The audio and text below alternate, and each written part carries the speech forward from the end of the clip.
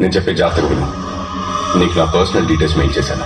ec.government.in కెళ్ళి form number 20D MLA nomination form ని download చేసి ప్రింట్అవుట్ తీసుకొని మల్కాజ్గిరి ఇండిపెండెంట్ ఎమ్మెల్యేగా నేను నామినేషన్ వేస్తున్నట్టు పేపర్స్ ఫిల్ చేయి.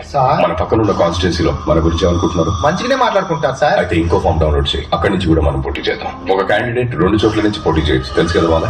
ఇంకా బయలుదేరాల. ఫామ్ తీసుకొని మన జోనల్ ఆఫీస్కి వచ్చేసి ఫ్రంట్ డోర్ నుంచి కాదు, బ్యాక్ డోర్ నుంచి. Okay sir, okay.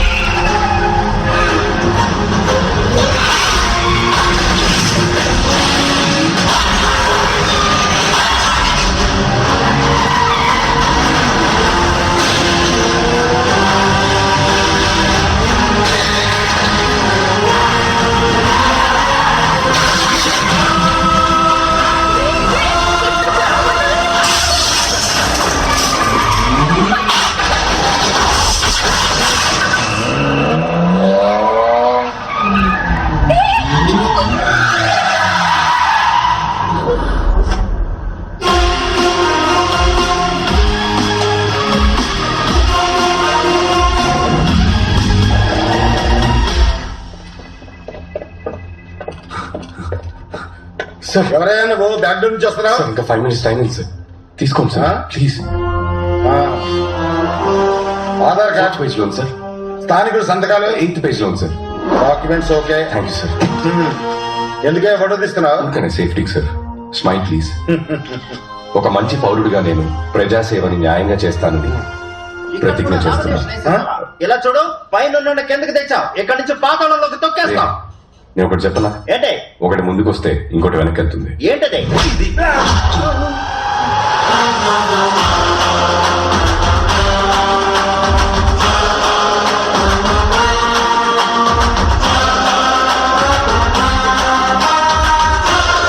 అన్న, వాడు ఎక్కడ కూడా నామినేషన్ వేసేసాడు. రేయ్, పబ్లిక్ ముందు వాడిని ఏం చేయకండి, సైలెంట్ గా ఉండండి, తర్వాత చూసుకుందాం.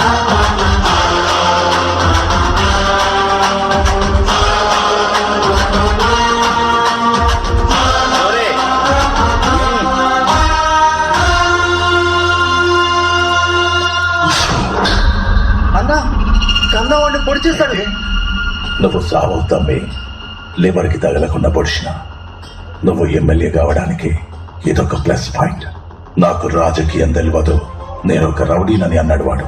రాజకీయ నాయకులు పుట్టేదే రౌడీల వల్ల అని మర్చిపోయినాడు. నేను జైలుకు పోతా, నువ్వు రెడీ అయి అసెంబ్లీకి పో. ఆల్ ద బెస్ట్ అమ్మే.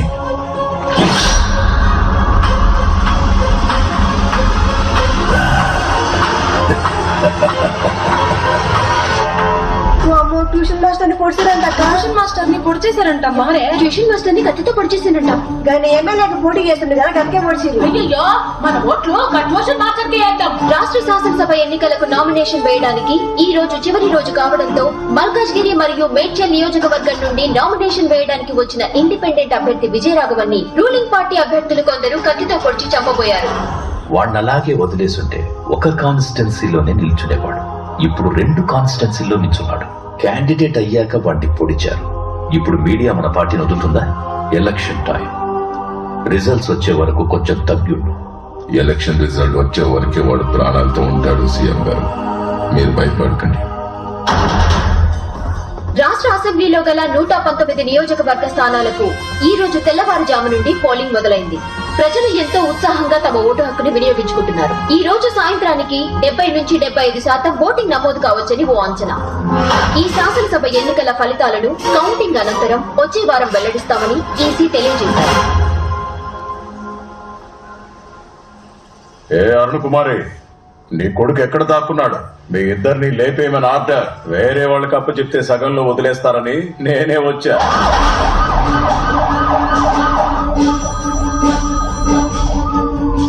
హలో సార్, ఒక బ్యాడ్ న్యూస్. మనం 100% గెలిచే ఇల్లందు నియోజకవర్గంలో ఈసీ ఓటింగ్ ఆపేసింది. కావాలనే చేశారు సార్.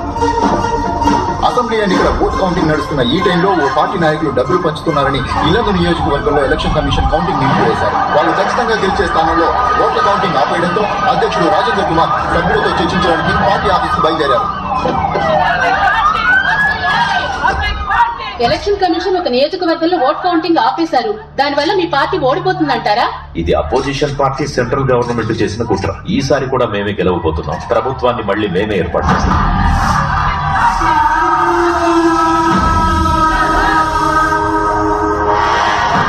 షాద్నగర్, ధర్మపురి, కొత్తగూడ నగరికల్లో 13 సీట్లలో వెనుకంజలో ఉన్నాయి సార్. కౌంటింగ్ స్టాటిస్టిక్స్ లో 2 పార్టీలు ఈక్వల్ సీట్స్ గెలుస్తారని సార్. ఈ కాకమ్మ కథలు నాతో చెప్పొద్దు. లీగాలిటీస్ నాకు తెలుసు. స్టే ఆర్డర్ ఏమైంది? క్యాన్సిల్ అవుతుందా లేదా? ఏంటి, బాగానే వెళ్తుందిగా? ఇప్పటిదాకా బాగానే వెళ్ళింది, కానీ 25 నియోజకవర్గాల్లో అపోజిషన్ వాళ్ళకి ఓట్లు ఎక్కువ వచ్చాయి. ఇదే కంటిన్యూ అయితే ఆ 25 ప్లేసెస్ లో వాళ్ళ క్యాండిడేట్స్ గెలుస్తారు. మనకి 100 సీట్లు వస్తాయనుకున్నాం, కానీ ఇద్దరికి సేమ్ వచ్చేలా ఉన్నాయి. ఇద్దరికి సేమ్ సీట్స్ వస్తాయి. గవర్నమెంట్ ఎవరూ ఫామ్ చేయలేరు. మనం 58 లీడ్లో ఉన్నాం, వాళ్ళు 58 లీడ్లో ఉన్నారు. ఒక నియోజకవర్గంలో కౌంటింగ్ ఆపేశారు. ఇప్పుడు మిగతా 2 చోట్ల గెలిచిన వాళ్ళ సపోర్ట్ మనకు కావాలి. అప్పుడే మనం గవర్నమెంట్ ని ఫామ్ చేయగలం. వెంటనే ఆ గెలిచే ఇద్దరిని మన వైపుకి తెచ్చుకోవాలి. ఎవరు వాళ్ళు? విజయ్ రాఘవన్.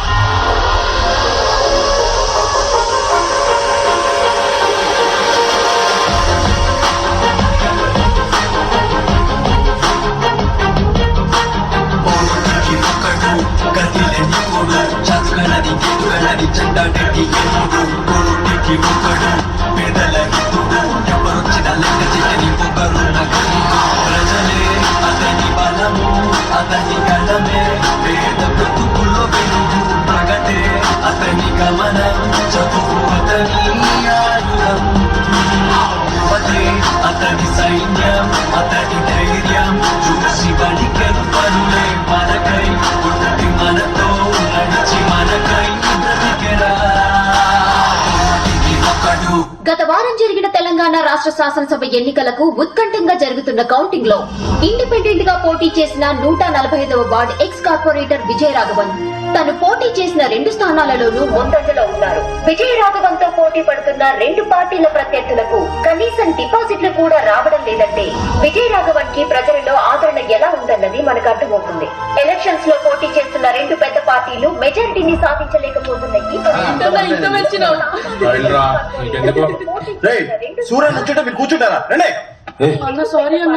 అయోమయానికి ఇంచుమించు విజయాన్ని ఖరారు చేసుకున్న విజయ రాఘవన్ ఇప్పుడు ఏ పార్టీకి తన మద్దతిస్తాడన్నది మనం వేచి చూడాలి. మనం అతన్ని కన్విన్స్ చేసే లోపే అపోజిషన్ వాళ్ళు కన్విన్స్ చేయడానికి ట్రై చేశారేమో. ఒకసారి మన వాళ్ళతో ఫోన్ చేయించి చెక్ చేయొచ్చు. సార్, విజయ రాఘవన్ కి ఫోన్ ట్రై చేస్తున్నారు సార్. ఆల్రెడీ వాళ్ళు విజయ రాఘవన్ కి ఫోన్ చేశారంట సార్, కానీ తను పిక్ చేయలేదంట. మెజార్టీ రాని ఎలక్షన్ అని మీడియాలో న్యూస్ వస్తుంది సార్. గవర్నర్ టేక్ ఓవర్ చేస్తారని హెడ్లైన్స్ వస్తున్నాయి sir. Prime minister governor phone లో మాట్లాడుకున్నారు. గవర్నర్ చేతికి రూల్ వెళ్ళకూడదు, అపోజిషన్ కి పవర్ వెళ్ళకూడదు. అసలు మీ చట్టాలు ఏం చేస్తున్నాయా? సార్, వాళ్ళు ప్లాన్ చేసి స్టే ఆర్డర్ తెచ్చారు సార్. దాన్ని ఎలాగైనా క్యాన్సిల్ చేయొచ్చు, కాకపోతే 1 వారం లాగేస్తారు. ఆ 1 వారం పవర్ లో లేకపోతే ఏమైనా జరగచ్చు. ఆ విజయ రాఘవన్ 2 స్థానాల్లో లీడింగ్ సార్. మల్కాజ్గిరి మేడ్చర్ కన్ఫర్మ్ గా గెలుస్తాడు సార్. పొజిషన్ ఏంటి సార్? సెంట్రల్ నుండి ఫోన్ వచ్చింది. విజయ రాఘవన్ కి ఫోన్ చేసి తనని ఎలాగైనా మన పార్టీలోకి లాక్కోమంటున్నారు. ఏంటయ్యా, ఒక పక్క మనం గెలవబోయే స్థానంలోనేమో కౌంటింగ్ ఆపేశారు, ఇంకో పక్క విజయ రాఘవన్ 2 స్థానాల్లోనూ గెలిచాడు. మన గవర్నమెంట్ చేయిజారు. ఉన్న పెండింగ్ కేసులని పుటప్ చేసి సగం మందిని లాగేస్తారు. ఎంత అడిగినా ఇచ్చేద్దాం. పోయి ఆ విజయ రాఘవన్ తో డీల్ మాట్లాడు. అలాగే సార్.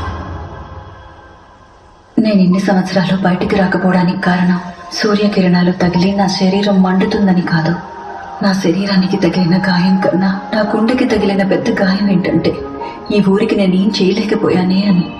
నా ఆశయాన్ని నువ్వు నెరవేరుస్తావని నేను ఇంకా ప్రాణాలతో ఉన్నాన్రా. నేను పబ్లిక్ పార్టీ కోశాధికారిని మాట్లాడుతున్నాను తమ్ముడు. 2 నియోజకవర్గాల్లో గెలిచారు. కంగ్రాచులేషన్స్. మీకు 30C పంపిస్తాం. క్యాష్ అయినా ఓకే, లేదా ఏ సిటీలో ఏ బ్యాంక్ అయినా ఓకే. మా పార్టీకి మీ సపోర్ట్ కావాలి.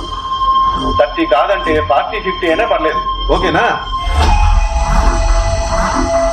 తమ్ముడు ఇప్పుడు 50 తీసుకోండి. గవర్నమెంట్ ఫామ్ చేసాక ఇంకో 50 ఇస్తాం. మొత్తం 100 కోట్లు, ఓకేనా? మీరు చెప్పేది మెసేజ్లు పెట్టండి.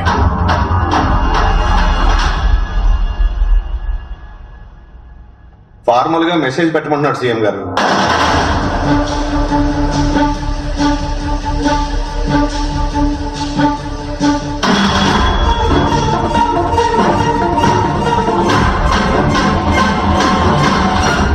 భగీరథ, అతనికి మన పార్టీ వాళ్ళకేమో గొడవలు ఉన్నాయని చెప్పావు. అందుకే అతను రాజకీయాల్లోకి వచ్చాడన్నావు. ఇంతకేంట గొడవ? కాలేజ్ లో వాడిని సీటు నుండి తోసేశారు. ఆహా, అప్పుడు ఆ సీట్ నుంచి తోసేశారని ఇప్పుడు ఏ సీట్ అడుగుతున్నాడు తెలుసా? సీఎం సీట్ అడుగుతున్నాడు.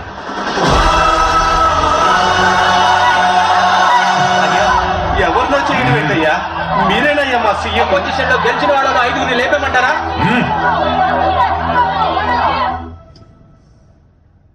కౌంటింగ్ స్టాప్ చేసిన ఆ కాన్స్టిట్యున్సీలో మనమే గెలుస్తాం.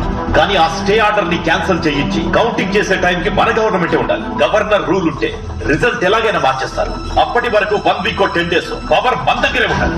నేను సీఎం అవ్వడం ముఖ్యం కాదు, గవర్నమెంట్ మనం ఫామ్ చేయడమే ముఖ్యం. ఏం మాట్లాడుతున్నారు సార్?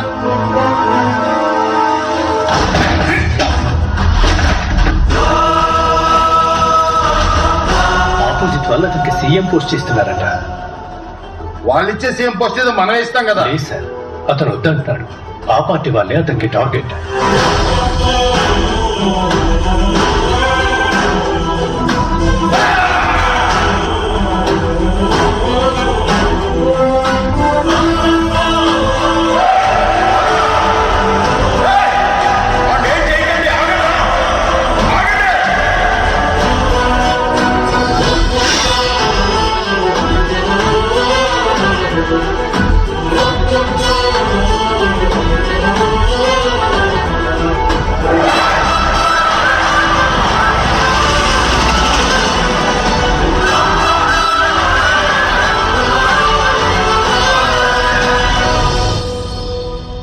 అమ్మా, బయటికి రామ్మా. ఒరే రాఘవ, అమ్మ కోసం ఒక పని చేస్తావా? ఏంటమ్మా? నువ్వు కలెక్టర్ అవ్వాలి. దానికేటమ్మా, తప్పకుండా అయిపోతాను.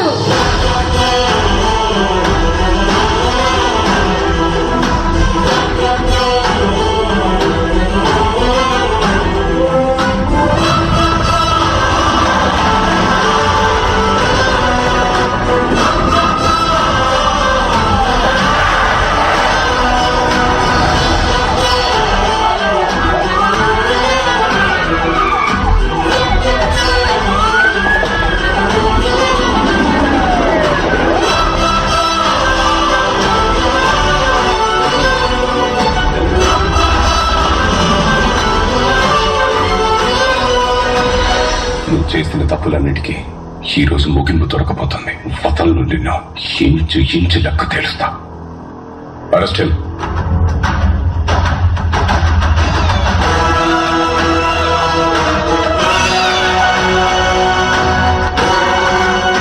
అతనికి ఏ అథారిటీ ఇవ్వం. అతను ఒక డమ్మీ సీఎం లా పెట్టుకుందాం. అతనికి ఏ సైన్ పవర్ ఉండదు, ఏ అప్రూవల్ అతని దగ్గర ఉండదు. మంచి ఆకలి మీదున్న సింహాల మధ్య చిక్కుకున్న జింకలా ఉండాలి వాడు. వాడి అవసరం తీరిపోగానే నువ్వు వాడిని ఏమైనా చేసుకో. వాళ్ళ అమ్మ కూడా ఒకప్పుడు మన పార్టీ అంటగా. ఏదో ఇండిపెండెంట్ గా గెలిచాడని చెప్పకుండా అమ్మ కొడుకులిద్దరూ మా పార్టీయే రెబల్స్ గా గెలిచి తిరిగి వచ్చారని న్యూస్ ఇవ్వండి.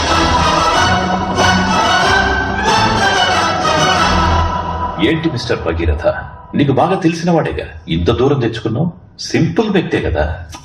చూడటానికి సింపుల్ గానే ఉంటాడు, కానీ ఊడుము పట్టుకుంటే అస్సలు వదలడు. మామూలుడు కాదు, సాధించకుండా ఏది వదిలిపెట్టాడు. మహామూతురు వాడు. ఇక్కడికే వస్తున్నాడుగా, మీకే అర్థమవుతుంది.